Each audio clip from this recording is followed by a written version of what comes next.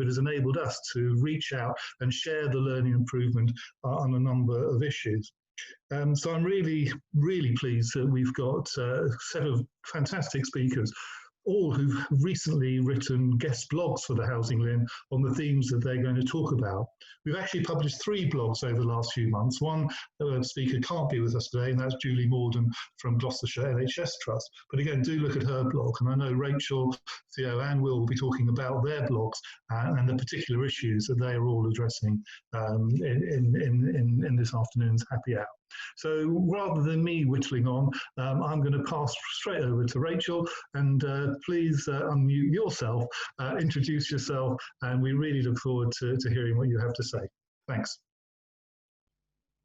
Hi everyone, my name is Rachel Manning, and I very much appreciate the reminder to unmute myself, because I also have not learned how to do that despite the many months of online meetings at this stage. Hopefully everyone can see my PowerPoint presentation, good, and everyone can hear me okay. So I guess I'll just kick off. The things that I want to talk about today relate to homelessness and COVID-19, but more broadly they relate to how we innovate and make change in homeless services, or more specifically, how we don't. And from a research perspective and from the work that I do at Warwick Business School, I apply a kind of values-based lens, and I understand change making in light of values. And I think that this perspective is a really good way to understand why sometimes we make changes that are really effective and really positive, and why sometimes we don't. So hopefully I can kind of tie all those concepts together and present something interesting in the next few minutes. Like I said, innovation is what I am interested in. As you will all know, innovation is something that is needed now more than ever in most sectors, but particularly in relation to housing and health. What we do know, however, is that even the most promising innovations, even the new ways of working that really seem like they're going to work and make a difference, they often do not spread very widely into practice, or, you know, as has been written in the literature, that these innovations remain stubbornly immobile. And this is particularly true within housing and health sectors. When you try and unpack these blockages or why innovation doesn't happen so well, there are a lot of arguments made around a lack of evidence or a lack of resource. So in terms of evidence, we'll quite often hear, well, there isn't evidence that that particular innovation will work, or more specifically, there isn't evidence that that particular innovation will work within our particular context. We need to run a pilot study, we need to create our own evidence, so on and so forth. And then the other kind of barrier or objection, I suppose, to innovation tends to be around resource. We don't have the money, we don't have the people, and so on. The point, I should make clear that these are very, very important issues, and, you know, they do truly hold up innovation, but I guess from my perspective, they're not the only factors that play into innovation in these areas. So I think really what we need to think about beyond resource and innovation is values. We know from the literature and from evaluations of particular innovations that even the most well-evidenced and most well-resourced innovations don't often spread. So as Greenhalgh summarized in her study of healthcare innovations, these really kind of promising innovations, they often spread less frequently, less consistently, or less assiduously than we would expect, so that little or no benefit is actually yielded. And then the opposite of that is true as well, in that an innovation can often spread when there's very little evidence or very little resource available to it. So I suppose the point is, it's not a very linear or clear picture about how we actually make positive change. The reason we argue that evidence and resources alone cannot explain innovation is because these things, so facts, figures, money, they're not motivational in terms of stakeholders and wider society appreciating or accepting change. they're not likely really to make people change their behavior. This is particularly true for people who work on the ground, who are responsible for implementing any type of innovation. Money evidence is not alone enough to really make them change their day-to-day behaviors. We would argue, and we draw on a small but significant body of literature that also argues that really doing innovation is informed by values. So doing an innovation is informed by what you believe is right and what you believe is wrong. To summarize the literature kind of as succinctly as possible, it states that if there is a strong alignment between the values that are kind of embedded or represented by an innovation and those that are held by the stakeholders, whether that be the people who are providing services or wider society, then an innovation is more likely to be implemented successfully and widely.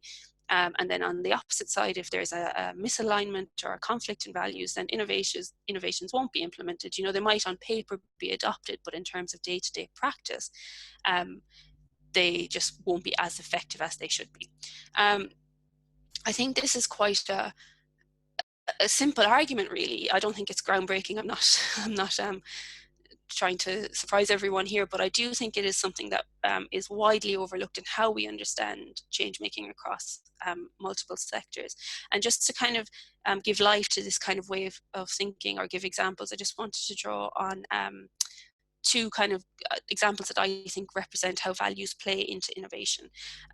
So the first kind of example I wanted to just talk around is a comparison of staircase or traditional homeless services with the newer kind of housing-led or housing-first services.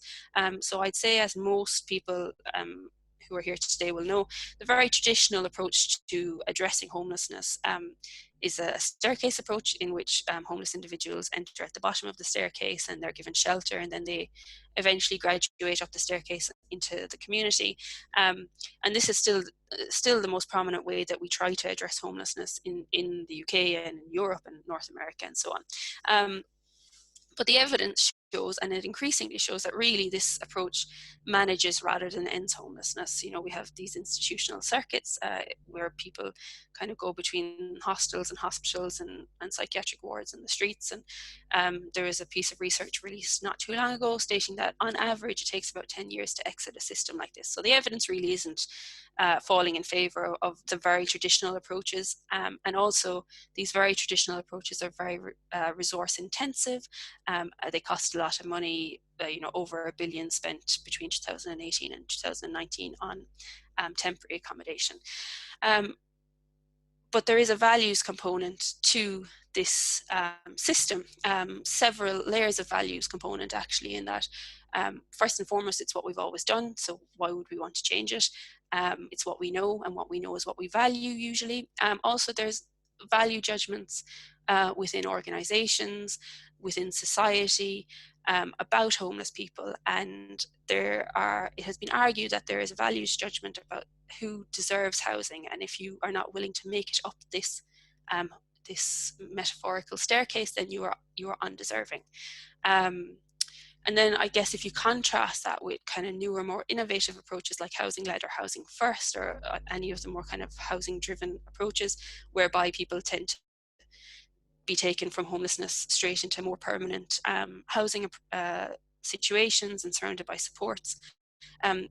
These types of support systems, the evidence really comes down in favor of them in terms of service user outcomes and also cost. So kind of housing-led approaches tend to either cost the same or cost less than less effective services. Yet these kind of innovations are ridiculously slow to spread into practice. For any of you know about Housing First, I mean, it began in 1992 and we're still running pilot studies of it all over the country. So despite the evidence and despite it being a good use of resources, its spread has still been described as really fragmented and patchy. And again, I would argue that that comes down to a values-based judgment in society and within organizations around worthiness and deservingness, and are homeless people, do they deserve to just skip the queue? Do they not have to prove themselves, and so on? And, you know, I think that if we take that values lens, we can kind of understand why these kind of innovative approaches have been slower to spread, despite evidence and despite them technically being a better use of resources, at least on paper anyway. And then the second example relates to COVID-19, and that's actually what I wrote the blog on, and is how I've ended up being here today to speak. And I see COVID-19 and I see the response as kind of mirroring innovation more broadly in the home service sector. So if we think about COVID-19 and we think about how unprecedented really the response was, we should try and learn from that. You know, the provision of accommodation and other resources, and the level of collaboration between organizations that it took to get people off the streets really is something we've never seen before. And if you look at the headlines around this, it's been explained in terms of, well, hotel rooms were made available, which is true. Hotel rooms were made available, but I don't think hotel rooms alone can catalyse the level of effort it takes to accommodate around 90% of the UK's rough sleepers. And I know there are caveats to this and who was actually accommodated and so on, but that's a different presentation. But you know, a lot of people were taken off the streets and given shelter in ways that they never have been before. And I would argue, from a values perspective, from a responsive perspective, that this response was driven, at least in part, perhaps more so than the availability of hotel rooms, by the implications that continued homelessness would have for wider society in the wake of a pandemic. So as we all know, allowing people to continue to sleep rough would have increased the R rate, it would have put pressures on the NHS and potentially extended lockdown. And because of that, homelessness was kind of catapulted into the public's attention. Homelessness became an obvious kind of a threat to the things that we as a society value, you know, our freedom, our health service, and so on. COVID-19 essentially triggered these kind of shifts in values judgment about the merits of housing the homeless. It suddenly became really important to get people off the streets, and so it happened. And I think that's really kind of the message that I talk about a lot, is that we need to recognize that, you know, we talk about evidence-based practice and we talk about resources and all of these things. I would never try and undermine them, and I'm a massive fan of evidence-based decision making, but we also need to recognize that we are heavily influenced by values as individuals and as organizations and as a society, and that these values, they play into our past, present and future responses to homelessness, and also to decisions about housing and all these other really important social causes. I would explain the fragmented and patchy spread of innovations like Housing First in light of values-based judgments. Similarly, I think COVID-19 and the response shows that homelessness can be overcome if valued by society.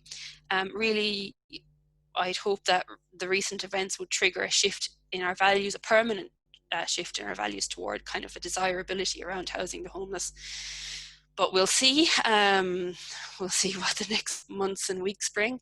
And also, I suppose, just from a kind of personal perspective, I really think it's important that we try and understand more about the role of values and kind of spread the message, which is what we're trying to do with our research. So at the moment, we're running a program of research on understanding how and why values alignment occurs or not in social care, healthcare and housing sectors, and what this means for change making. So yeah, that's my presentation. I hope that all made sense, and I'll hand back to Jeremy, I think. Thank you. That was really, really great. And I just wanted to just ask you a couple of questions before we throw it out and open for a little while. I hope I'm still on screen. My screen just went blank. Right, fine. I'm just interested in the values basis. I think that really underpins a lot of the issues which are around how to embed change and how to, I think, as you said, grow organisations to adopt and implement, but and then how we sustain it. But what we've heard, I think, is much around sort of a reaction to COVID and rightly having to make some real fast changes. How do we sustain that do you think, if we potentially... So my short answer is I don't know. But because unfortunately I'm no magic bullet, but I think from our perspective, it's very important to be cognizant or be aware of values. And one of the things we're working on at the moment is kind of I don't want to simplify it too much, but kind of a self checklist so that you can, so that right from frontline providers to managers to decision makers higher up can kind of just stop and reflect and think about why we're making the decisions we're making, and where the potential sphere of influence is coming from. And I think it's very important that as decision makers and as innovators and as workers, that we recognize that every decision we make, whether we think we've based it on evidence, we've still made decisions about what evidence to look at and what evidence to be informed by, and that we just take time to reflect. And really I think that's the best we can hope for going forward, is that we are aware of our biases in the decisions that we make, and hopefully we can produce some materials and spread the word, I guess, more so just to kind of raise awareness. Well, that's really excellent. And I think, for me, it's both what you've talked about is very much about the homelessness and rough sleeping problems that it was perceived we had. And you've highlighted issues around the use of hotels and temporary accommodation. And we'll come on to Theo and Will about that and what some of the issues are in terms of how to be creative and innovative in taking that forward. But I think the other thing for us, in terms of people working across housing, health and social services, especially where there is an increasing demand on the types of services to support and enable people to maintain and sustain their home, is the potential threat of homelessness, either through redundancy, unemployment, furloughing and the like. And I'm just wondering, Rachel, before I pass over to our other co-presenters, whether you've thought about that in terms of what a different type of bubble of homelessness could look like in the future. Yeah, I mean, I think we're always going to have the stereotypical homelessness, aren't we? The people who don't work in this sector, that what they'll think of is the rough sleeper and the very visible, potential street drinker and so on. I think the silent wave of homelessness that we are about to experience is actually coming from multiple directions. I think the potential of recession, the job losses, that is a big risk for the homeless sector, and that is particularly difficult. I remember in the previous recession, I just started working in this area, and because I was in Ireland at the time, and we had a very difficult time of it around home losses and stuff, and that population are particularly difficult to reach because they're not in touch with services until it's too late, and they're not used to receiving services, so they are very, very difficult to help. Although there have been some really innovative responses for this group recently, in that kind of preemptive, where is your budget at, what are we looking at in 6 months' time. So I think that's really important. We know it's going to happen, is the thing. No matter how reassured we can be that there isn't a recession coming, if I was a betting woman, I would put my money on there being a recession. And I think we need to be preemptive and proactive in how we deal with this wave of homelessness. I also think one of the big areas that we're seeing is care leavers. So there's a project running in my school at the moment as well on care leavers, how when they're almost the opposite to the previous group I just talked about, because they've been in the system for so long, and then they're all of a sudden out of the system and they have no supports, and then they become hard to reach and they become vulnerable. And I think they will be the two biggest areas of concern. And I also think, just going back to something that you touched on there, we talk about the importance of values and recognizing the role of values, but that's all well and good to sit here and talk about that on a webinar, but we need to give people in decision-making positions and people working on the front line the space, the headspace to take a breath and to reflect, because it's, the work is so chaotic and so demanding that it's almost ridiculous to suggest, and now why don't you sit down and reflect on your values? But it is important. And I think organizationally there can be structures and supports put in place. And I think broader than that, in a societal kind of way, we need to think about how society views homelessness and how society views housing. I mean, you touched on it earlier as well, the recent announcements about shared ownership and about, getting people on the ladder. And, that's a headline, and it was a headline yesterday, and it'll probably be a headline today, and perhaps again in 2 weeks. And it looks great, but in reality, what does that mean for people? And again, if I was a betting woman, I don't think it's going to help the people that I've been talking about. So I think it's about really taking a broader perspective and trying to influence more widely as well. Look, on behalf of everybody, thanks very much. And I think that space to help people change and learn, I mean, that's why we're a learning and improvement network, is to help facilitate that as well through sort of peer-to-peer learning and self-learning. And to be honest, I mean, we'd love to come back and perhaps review this in 3-6 months' time or so. So please stay on this conversation, but obviously we'll open it up later. And I know we've had one person in the chat box highlighting some of the issues in fact, my home county in Gloucestershire. But without further ado, I'm going to pass over to Theo Beckett and Will Polisano. So welcome, Drum London, over to you. Hello. I think we're Hi, everyone. Share our screen. Bear with us while we get this up. Can everyone see that? Yeah. Oh, we've lost your voices. Fantastic. Never mind. So, everyone can hear us? Yes. Great. Thank you, first of all, to Lois and Jeremy for having us at Happy Hour. I am Will Polisano. I'm one of the co-founders of Drum London, along with Theodora, who will explain to you how we are trying to redefine temporary housing, essentially, and how that relates to homelessness under Covid-19. So, we wrote a blog post, as Jeremy mentioned, on the importance of building, but the importance of building with quality and focus. And that's really the driving force behind the business we set up in late 2019, which focuses specifically on temporary accommodation and looks to refurbish or build housing to lease back to local authorities at local housing allowance rates. And all of this is a kind of encapsulated within this need to build back with quality and focus, the need to provide support systems, the need to provide kind of housing that's suitable, appropriate for the end user in mind. So if anyone that isn't familiar with temporary housing, although I think everybody is, it's housing really for those that have fallen out of permanent housing for whatever reason. They're not yet sleeping rough, and temporary housing is sort of the interim step between those two states.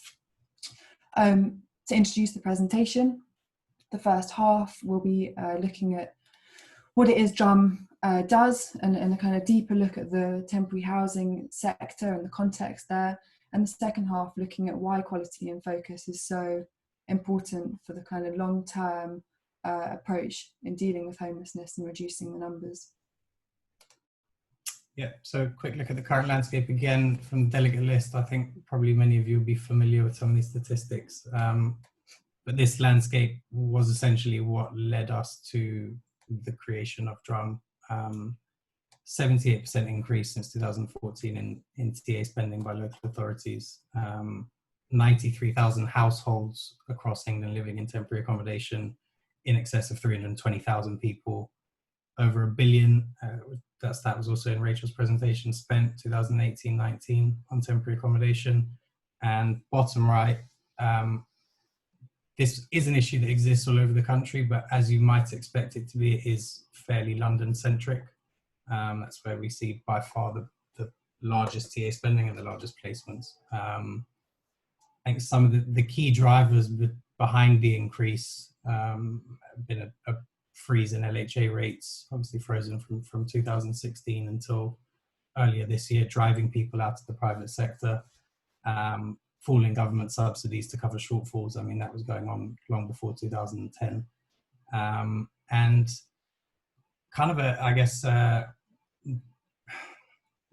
poor competition landscape, for lack of a better term, in that if you're a private landlord, you can essentially put your property up for the highest bidder, and local authorities are in desperate need of stock across the country, and will pay far over the odds to get their hands on it, as many of you will know.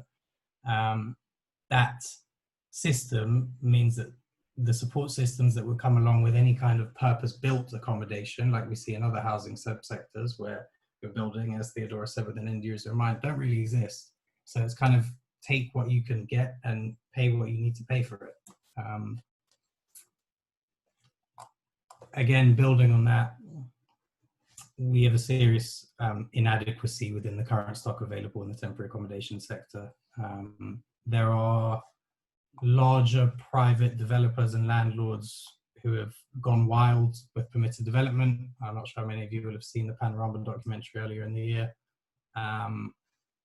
Yes, people are warehousing property for profit, not just on the edges of cities, but also within them. And that's everything from, as you can see, converted office buildings, office parks, warehouses, to your everyday second-hand stock, which is what I kind of mentioned before. 86p in every pound spent by local authorities on temporary accommodation goes to the private sector. And, of that 86p, a lot of it goes to very inadequate accommodation. So the results of, the last 10 years of increasing need, decreasing quality of stock, is poor conditions and poor health. If you live in poor conditions, you're going to suffer mentally, you're going to suffer physically. Community displacement. This stock doesn't, every borough doesn't have access to a wealth of stock within that borough. More than 50% of temporary accommodation placements are made outside of the home borough. So what does that mean? It means displacement from social systems, from employment systems, from family, from friends. And, the cumulative impact of all of these things is a cyclical poverty, a cycle of poverty and homelessness and low self-esteem and disenfranchisement, which becomes incredibly hard to break the longer it goes on. So we have a problem that, yes, local authorities are providing social support, but the reality is they can't provide enough to move everyone back to a state where they can transition into permanent housing. So we see actually as the responsibility of the private sector as well to step in and provide some of those social support systems which people need to find a home again. So the problem isn't new. People have needed temporary homes for a long time, and funnily enough, we came across a BBC documentary from 1972 called The Block. It sort of rehashed all of the same issues we're thinking about every day here, and in all of these years, they really haven't been addressed. It's kind of the fact that the housing stock is incredibly poor quality, it's incredibly expensive. That expense to local authorities is reducing their capability to spend on support services. And yeah, we haven't really moved on much from there. With COVID-19, kind of echoing a little bit of what Rachel said, we would expect to see a huge rise in the number of people who are in need of permanent accommodation, and who will be in immediate need of temporary accommodation to tide them over. So just picking out a couple of headlines: households and temporary accommodation rose nearly 10% as the pandemic hits. Homelessness as the eviction ban ends, and these are all going to get worse if and more likely when the recession really hits home and unemployment rises. So this problem has been around for a long time. It's never been addressed in the ways that it should have been. The problem has never been solved or lessened, and we're about to enter a period of time where the need for it is ever greater. So is the solution to build, build, build? Yes, it is. What we need is a greater supply of permanent housing. But until that day comes, it's a long turnaround there, we need better quality temporary homes to keep people safe while they're in a tumultuous period in their lives. And that's just not what we're seeing. And with the recent planning changes, specifically around the extension of permitted development, there's a fear that the kind of quality of housing available to local councils is going to get worse. So we've got here rabbit hutch slums, one room, one window, high streets being converted into apartments with one window at the front. One Twitter user kind of said, what's the difference between that and a prison cell, a door to the loo? So the quality is taking a nosedive, and it has been for some years, with referencing back to the Harlow development that Will spoke about. It's kind of big office development in the middle of nowhere with no transport links. People are being housed there. They're being housed from all over London there, having been displaced from their homes and their jobs and any kind of support networks they have in place. So what we kind of have to rest on is that people need to be housed with respect and dignity. And our argument is that there needs to be a much greater kind of focus on temporary housing as a type of housing that is there to support a very, very specific end user. That end user is in the middle of a number of very kind of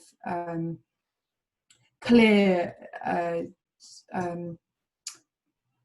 they're in a very specific place in their lives, and you see in the planning system there's really no kind of focus on temporary housing or on the support that's needed, and so that filters through to this kind of poor quality environment you see today. Yeah, so building on that, I mean, these are some of the things that we've been trying to develop since we set up late last year. So to reiterate, we set ourselves up as essentially a development platform with the benefit of private funding to go out and either repurpose or redevelop stock into purpose-built temporary accommodation, leased to local authorities with the ancillary support systems alongside of that. So our focus has really been on the provision of high quality homes. We don't build new social housing without very strict regulations in place to make sure that housing is fit for purpose.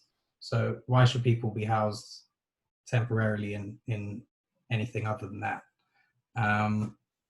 We think partnerships in the local area where people are housed are hugely important. So we've spent a lot of time meeting with charities, social enterprises, local businesses, people and organizations that can help people living in temporary accommodation to find their feet, whether that's employment, whether that's somewhere for their kids to play. We're working with an organization called Kids on the Green, which was set up in the wake of Grenfell, which obviously caused a massive temporary accommodation scandal. Community spaces, we see other housing subsectors really focusing on, co-living, student accommodation, institutional build to rent. They all have spaces where people can get together and socialize and interact and meet each other. So I don't think our sector should be any different if we're talking about purpose building, which we are. And proactive tenant support. So it's not enough to put a shelter over someone's head and say, okay, there you go. You're not sleeping on the street, you're done. Well, no, of course, that's not the case. As Theo said, this is the most difficult period for a lot of these people. You have to have ongoing engagement to monitor the effectiveness of the support systems you're putting in place, their well-being, and making sure you have the resources to deliver all of the above. We'll come on to this shortly, but I think a big part of all of this is that it comes down to postcode lottery in a sense. There's absolutely no overriding position that's been taken about how we can house people in a humane and dignified way when they've dropped out of permanent housing. And so the house you get completely depends on a range of factors, including luck, and really that shouldn't be the case. It should be exactly as Will says, focused on as a kind of purpose-built sector that's regulated and designed for the people that it's intended to house. Oh, so a few of the things. So we've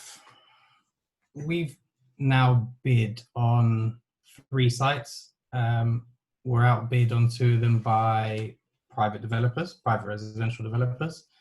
The other one is ongoing, but these are some of the kind of barriers, not necessarily that most of which we face, but more broadly that we've kind of identified that seem to be stopping this purpose building going on. The planning system, there's over 300,000 people living in temporary accommodation. There's no recognition currently within the planning use classes order of what temporary accommodation should be. We are a private company, we're not an RP. So are we delivering affordable housing? If we are, it would technically have to be intermediate rent, but it's not intermediate rent. We've set our rent at LHA rates. So what is it that we're providing within the planning? Don't know. Local government, again, I think local authorities have now got to a position, unfortunately, where they're having to be reactive rather than proactive. So, lots of the local authorities that we speak to, they go, we can't, commit to working with you at an early stage. So, we have the confidence to go out, build, and we know we have a lease at the end of it. It's a local authority. What they're set up to do is, if you build it, they'll come. So talk to us when it's built. And yes, of course, we will need the housing. I think there's a level of, this sort of politicised issue. It's not a form of housing that that people want to focus on, or the kind of local governments want to focus on, because really it shouldn't be needed. The ideal end stage is that we have enough social housing, and so temporary housing is sort of pushed to the side and the blinkers are on. And so yes, it's needed. Yes, it's recognised that it's needed, but because it's not focused on, because we kind of want to move away from that as a society, you get to this place where councils are in a kind of poorer position to touch on what Will said about competition, or they've got kind of no bargaining power, because they're approaching private developers or landlords at a point where they've got no other option. Access to land, we have faced this. We would obviously prefer not to be bidding against private residential developers. Is there a way in which land can be released, maybe from the public sector, where price is set where you need to achieve it, but as someone looking to provide something with a tangible social benefit, once the price is met, and we have met the price on all of the sites that we've bid on, is there another criteria which will allow that site to be released for, in this case, temporary accommodation? Greater social value. Institutional investment, we've seen build to rent over the last, coming on 5 to 10 years now in this country, and a lot longer in the US, and affordable housing, and more obviously later living. These are sectors that institutional investors, long income investors, have really taken an interest in. We are backed by private money, not institutional capital, but private money that understands that institutional capital might be interested in it. How can we encourage investors from the private sector that want to pursue some kind of social impact strategy within their investment portfolio? How can we encourage them into the sector? Because we set out, thinking that the hardest part of this journey would be to find funding, and it actually turned out to be one of the easiest parts, because there's a hell of a lot of money out there that wants to do something good, but they don't necessarily know how to get into these sectors. And without temporary housing being recognised as its own subsector within housing, that won't change. Yeah, the framework simply doesn't exist right now. So that brings us to our last slide. We've got a link to our blog on Housing LIN, and if you have any questions, feel free to drop us an email. And thank you very much for your time.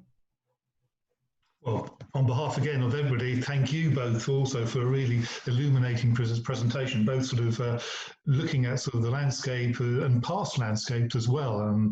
Some of us may remember Cathy Come Home and some of the earlier sort of foundations of many of the housing associations that sort of were set up as a result of a direct response to address some of the very issues that you want to look at from a more of a social impact model. And I think what I really like about what this is about, it's about looking at a mixed economy approach, and you're sort of conversation piece around the understanding affordability and the needs of local communities is really important around that.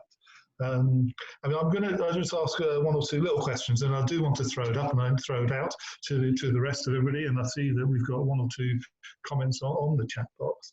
I mean, my first one was, it links in really neatly with what Rachel was talking, which was more about the values of managing change, to what you're talking about, which is the values around a better quality and a focus of making an impact.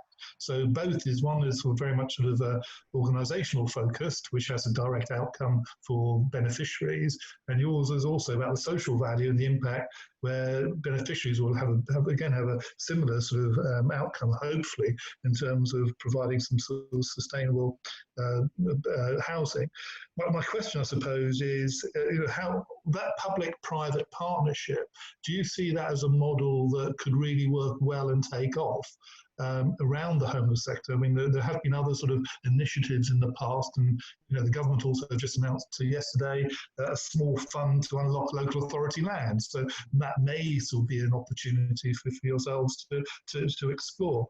But I'm really just trying to think about the sort of like the types of partnerships that you think can make this sustainable, because it feels to me that many of us who've worked in the supported housing sector for some time will be concerned with a number of equity and other sort of finance-backed organisations have come in and gone. And what I like about you is that you're talking about a long-term sustainable sort of investment here. So I just want to know a little bit more about what you mean about sustainable investment. Sure. I think it's about aligning. If we're talking about investment into the sector in the creation of the housing that we need, and let's specifically focus on temporary accommodation on that, I think it's about aligning with the right type of investors. Institutional money, by its very nature, needs to have a long-term strategy. Otherwise, it can't obviously deliver. It can't deliver on the liabilities it has. So I think as long as the public sector can get comfortable with the private sector being there for that long term and being their partner for 10 years or 15 years or 20 years, and the delivery and the execution of the product is, as we're talking about, of an extremely high quality, I would hope that there aren't too many barriers to that partnership being a very long lasting and fruitful one. If you're talking about private money that wants to come in and, as we've seen with a lot of the PD schemes that we alluded to, come in, provide the housing superficially that the local authority needs, but, do so in a way that maximizes their profit without maximizing the well-being of the people that have to actually live there, then no, it's not a sustainable partnership at all. Well, I think that's really helpful, because I think that I know there are a number of people on this HAPPI Hour who have got a long track record of developing, commissioning, managing, funding supported housing, and it is a challenge, especially when we're looking at sort of the way the government's going forward in terms of funding and the likes. I mean, I think what I like to hear is that what I've liked hearing rather is that your commitment to making a sustainable solution. So that's great. Just to quickly add to that, I think the kind of sustainable investments are becoming increasingly central focus for many investment funds, and that kind of supports all of this. And I think alongside that, if you have a very strong, focused planning framework, you're going to weed out a lot of those that want to come in and see temporary housing as kind of quick ways to make a quick buck. And without that planning focus, you really aren't weeding out the people that are coming in from that point of view. And I think very quickly, also, those that it is possible to base rents on LHA rates. That's not what's happening. There's a kind of thing comes up, and I think if you come across if you create partnerships with people who are basing their rates on LHA rates, then they probably are in it for the long term. So on all of these kind of levels, I think long term, exactly, they have to be. So I think long term public-private partnerships are sort of largely untapped in terms of addressing this in a widespread way. Look, I'm conscious that we've got quite a few questions bubbling under. Lois, do you want to just, are there any that stand out in the first instance? And please do raise your hand or say if you want to personally present the question as well. Yeah, that's fine. I see Janet have made some comments to start. Yeah, I see. So Janet Sutherland, who's a good friend of the LIN, has asked a question about whether, just to drum London, whether you've got any examples of schemes that you're involved with that you can sort of share with the group. We, so as we mentioned, we were set up in late 2019. We got funding in November 2019. We've bid on 2 or 3 sites now, and as Will alluded to, we haven't been able to compete with private residential developers. So we don't have any sites in development as yet. We're looking at a couple that are off market right now, which should seems make to be the way to go for us. Seems to be the way to go. But yeah, we sort of, we thought the kind of getting the finance in place would be the most difficult thing, and it turns out that actually our ability to compete is more difficult than anything. So we're keeping our eye open for sites, and I think notwithstanding that permitted development has a terrible reputation, I think there's probably quite a lot of opportunity that will come forward with these planning changes if we can collectively will find a way to convert offices in a humane way. Yeah, I think that again links back to that quality aspect, really important. Great. And then I think Patrick Fowler, who's another sort of good friend of the Housing LIN as well, has asked whether you've had any conversations with Health over use of land under social value returns rather than selling them at the highest capital receipts. So Theodora has actually been doing some work on this very premise. You might be better off on the small sites stuff. Yeah, so I work with my other hat on. I work for a consultancy firm called PRD, kind of social economic consultancy. We do lots of work with the public sector. And we're working quite closely with the GLA at the moment on their small sites programme, which is sort of based around the need for market correction in terms of public land being brought forward for the delivery of affordable housing. And one of the things we've spoken about is this idea of setting a fixed price on land, not accepting anything below, not accepting anything above, and bids then being assessed based on the added value, the added social, environmental value that they bring. There are similar models that are used in Vienna, but it's complicated, and it's particularly complicated with regard to kind of having to prove best value. I think if we were in a position to have to prove that, with the combination of the type of housing that we're looking to provide, the need that we're looking to fill, and the social support systems that we're trying to implement alongside that, I would hope that we'd be extremely well placed to compete under social value returns rather than highest capital receipts. Because let's face it, in a pure open market war of price, we're never going to compete with the guy that only needs to provide 35% max affordable housing, and the rest is market for sale or for rent private housing. I think the trouble is right now that we don't seem to be at any kind of mainstream place where anyone would be willing to kind of dispose of land on social value return rather than economic. But Patrick, if you know anyone that is looking to dispose of their land under that guise, we'd be most interested in the conversation. You might have to move to the south coast there, Will, but all support Southampton Football Club. Patrick, did you want to respond at all, or maybe you can unmute yourself and ask the question that you had for Rachel?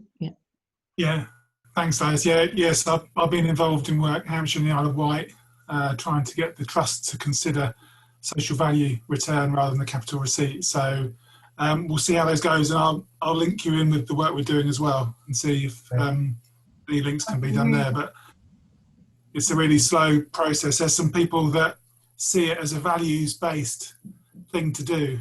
Interestingly, linking back to Rachel's presentation, they know it's the right thing to do, but it's then the evidence and the getting it passed and getting it through proof of concept and etc. with other people within, other peers, and as a strategic approach as well, getting it proved and agreed. And it's very political as well. So both of us would be incredibly interested to stay up to date with where you get to with all of that. Really, really interesting. It sounds like you've got it further down the line than anyone else I've met or myself. So that would be great. Yeah, yes, very early days. Yeah. Yeah, another work has probably been more traditionally with RPs and housing associations, and so some of the work with, and Janet may know some of this, the Camden Islington Mental Health Trust, with One Housing Group, and providing move-on accommodation, rehabilitation and supported living. And there's others, some of the work down in Cornwall, I know, in terms of some of the homelessness work that Coastline have done. I know I can see Louise on the call as well. So again, there are other examples, but they're probably more from the social housing perspective. Yeah. I mean, the other thing which is interesting, I've just noticed, you mentioned co-living, Will. I mean, we also have on the Happy Hour one of the sort of most eminent sort of people who sort of pioneered co-housing in the UK. And again, we know there's some co-housing schemes. I think it's the Haringey site is based on the former hospital trust, and the St Anne's site up in Haringey as well. There's another scheme which is looking more at the community-led approaches. So the sort of approach, that social value, has both its roots in sort of mainstream housing as well as the potential for temporary housing and supported living. Absolutely. Mm-hmm.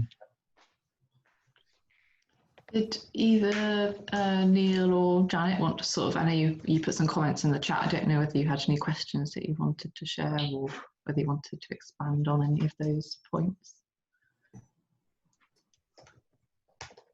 Yeah, so it's Neil. I'm just wondering about the concept of temporary accommodation. How good does the temporary accommodation, if it's as good as we make it, then can it not be permanent accommodation? And what's your vision for how temporary it is, if you see what I mean? I think we have an ice cream van outside. Which is did you get? Oh, right, okay. Sorry. Did you get that, or are you distracted by the thought of a 99? Half and half. No, we got it. I think from my perspective, and Will probably add to this, I think temporary housing has a very specific role to play. And I think that's why kind of conceptually it should be kept separate from permanent housing.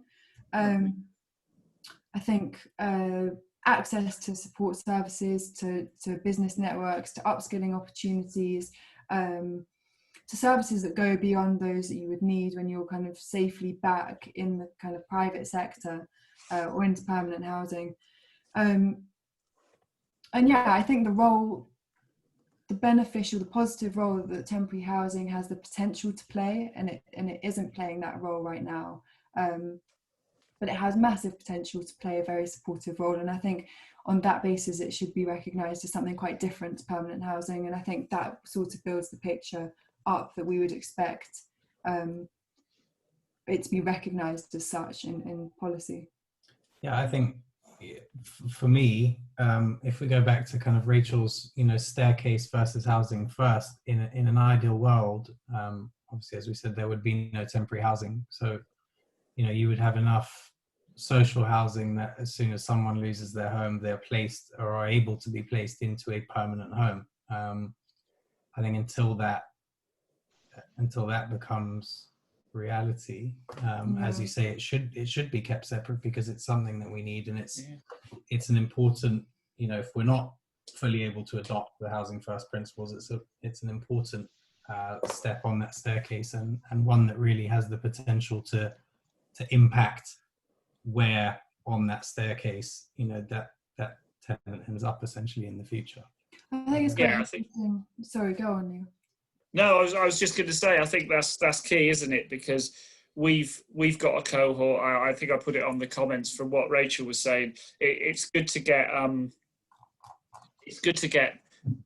get homeless people off the street, but what we found was a lot of the entrenched rough sleepers left the hotels fairly quickly, either by their own decision or being asked to, because they just couldn't cope. And we have a complex group of individuals who need support. So looking at your staircase, they never really get past the first stair and then they go back again. So it's kind of, I can see what you mean, that putting in a set of better quality support with better quality accommodation with better support gives them the chance to move up or up the staircase. For use of a better analogy, I kind of like to think that the potential for temporary housing, there's a potential for temporary housing to act as a trampoline. So people land in there, and there's such a great kind of support network. The houses feel safe, they feel clean, they're well connected. There's areas for socialization that sort of acts as a trampoline to give people the confidence and solid foundations from which, lives can be rebuilt. So I think for now, until we have the supply of social housing we need, it's incredibly important to think of it as slightly separate, with very different demands on it. Yeah. Okay, thanks.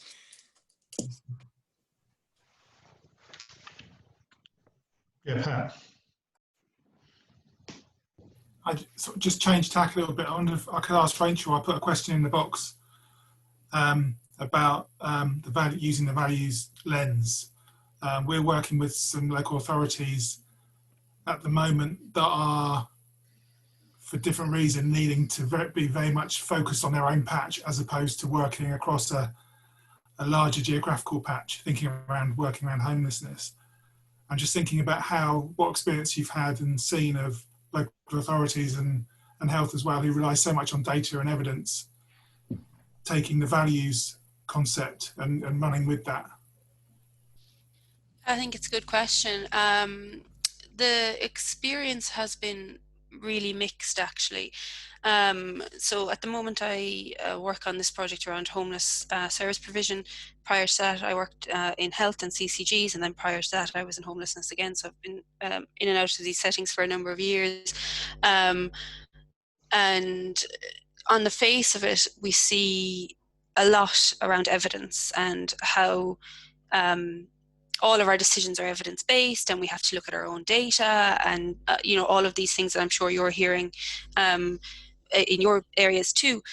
But then when you spend some time in these settings and you actually get to know and see people and see how they work, you really get to see how their values are playing into their everyday judgments. And also, in addition to these observational kind of realizations, we've had a lot of anecdotal conversations, particularly around the implementation of programs like Housing First or other home service models, that people who have been involved in pushing these innovations through will often sit and chat with me about how it's the values of X or Y or whoever that's holding things up or pushing it through to completion. But I think in terms of an act of formal recognition, we're a long way off, and I think that's a lot to do with we're kind of coming around, like doing a 360 on this, or a 180 or one of those degrees, in that we kind of move towards this really evidence-based model. We all wanted to behave like doctors and make evidence-based decisions, and so all of our decisions now have to be evidence-based. But I think almost we're kind of stepping back from that, recognizing that we're somewhere in the middle. And I think there is a recognition on the ground, and I have seen it, but I haven't seen it built into any sort of kind of formal strategy or policy or anything like that. And that really is where we're at, and what we're trying to work on is just trying to get this message out there that we're not, we're not robots. We don't make objective decisions. Let's realize that, and let's use evidence as best we can, but informed by our own judgments and societal judgments too. So I think that's where we're at, really, is what I've seen anyway. I think that's really helpful. So it seems to me we've both got qualitative aspects which look at values as well as system process ones, and the evidence tends to sort of, because it's easier probably to count the beans in the system, the process, rather than the quality of life ones. And I think that's probably very similar in housing or health or social care, and we probably haven't got a common language to try and get those sort of more person-centered outcomes sort of up there. Yeah, sorry. Sorry, I actually cannot figure out how to virtually raise my hand, so I'm doing it on camera. I just wanted to go back actually to this idea of evidence and values and kind of to share an experience. So when I worked on a Housing First pilot when we did it in Dublin, and the evaluation around that and the production of evidence for something, for it either working or not. And one really important thing that we did at the start of that change-making process was deciding what evidence was.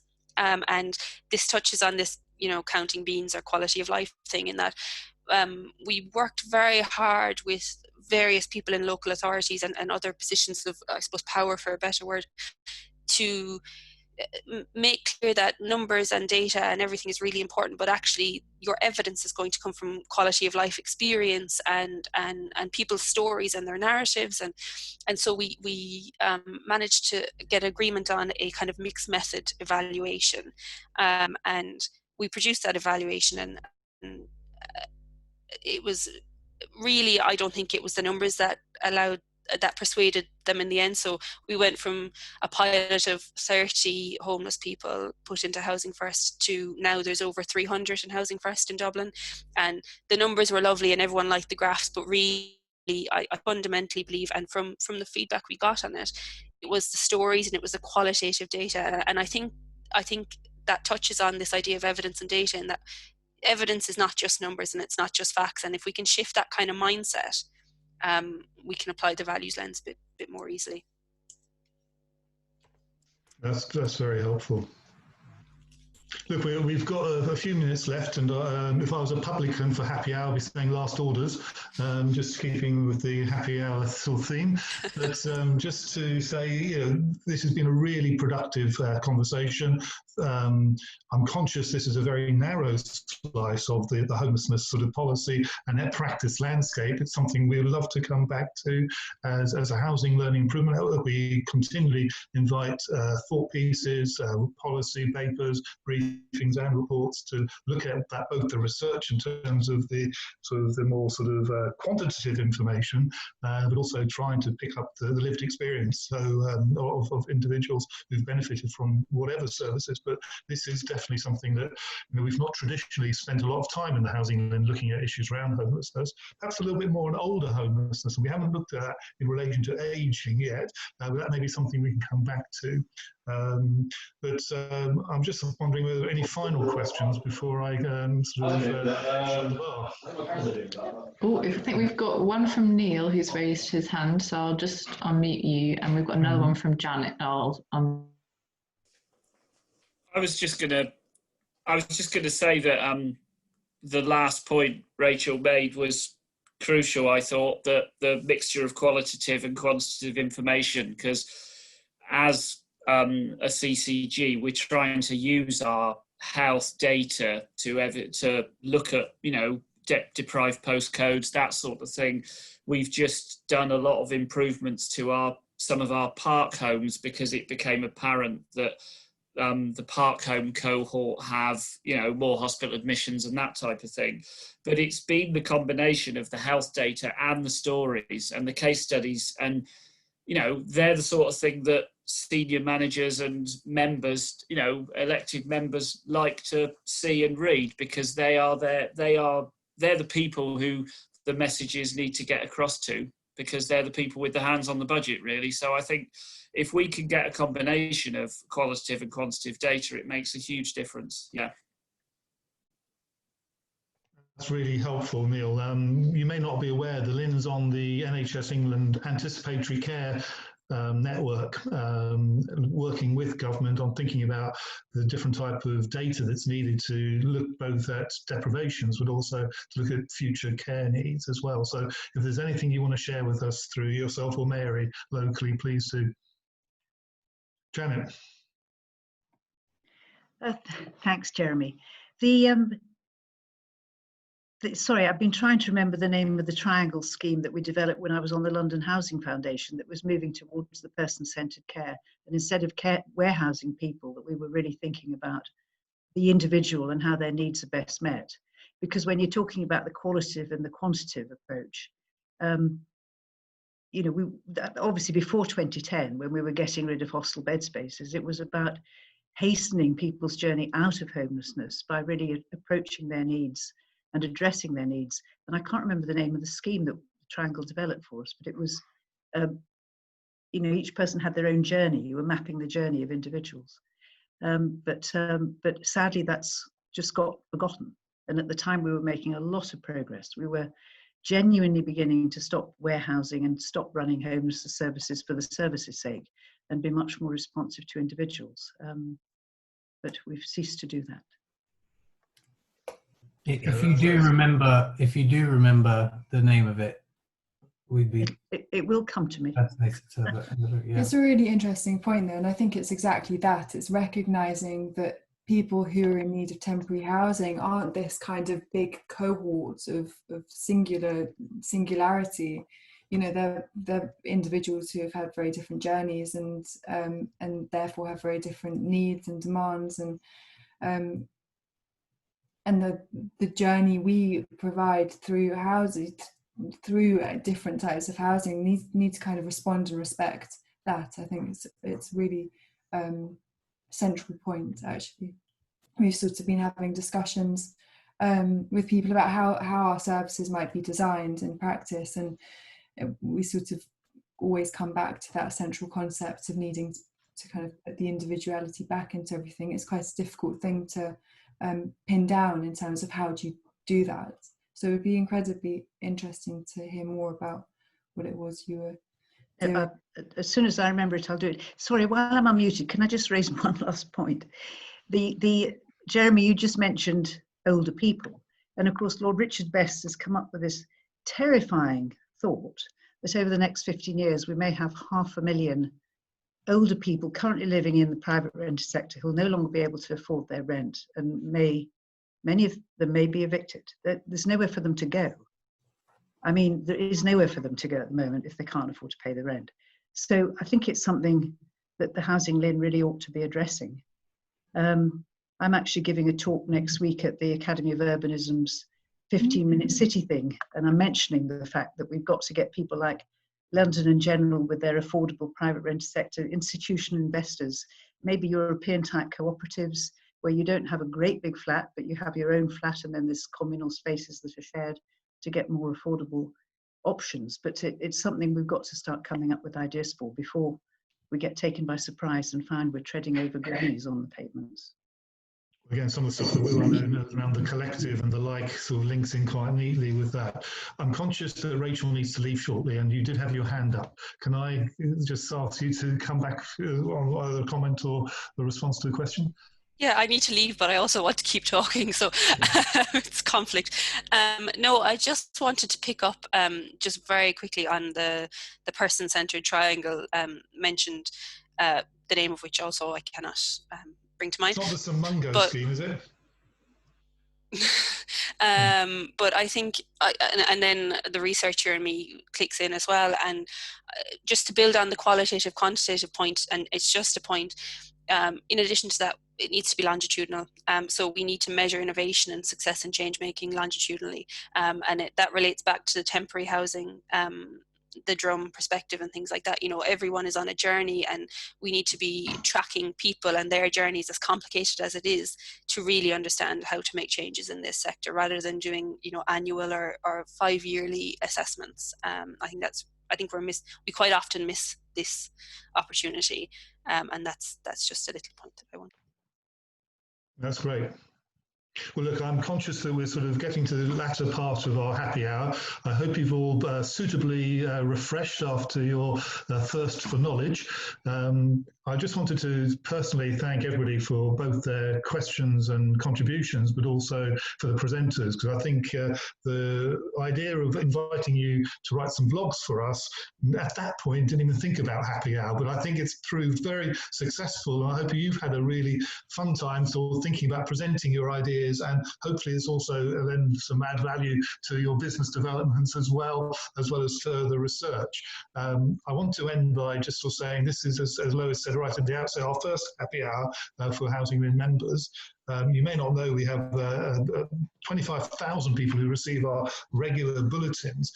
Everybody has a number of different interests. So, obviously we have about 20 or so people who've been joining us today. We have another 2 Happy Hours this month, another one next Thursday, looking specifically at the happy design principles and some of the work that a leading architect firm, PRP, have done in winning many of the Happy Awards since they were launched back in 2010.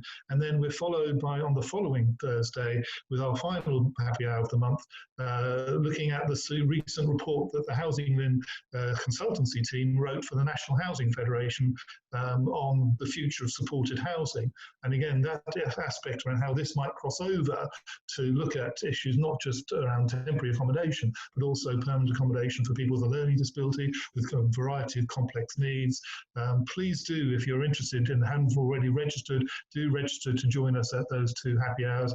And we are also working on an exciting October programme before we take a short break in November. And the reason is that we're really hoping to offer a virtual annual conference before the end of the calendar year. But without further ado, I just wanted to personally thank Rachel for a fantastic presentation. I've learned loads and loads, so thank you again for what you've informed us. Will and Theo, that's really informative. I really wish you well on your journey. And Lois and the team behind the scenes, thanks ever so much for marketing, promotion and helping to administer today, and not least, everybody who's joined in and contributed. It's really great seeing both the faces and the blackened names. Thanks ever so, and can I wish you a good weekend when it comes. Thank you, everyone. Cheers. Everyone. Bye. Thanks, everybody. Bye.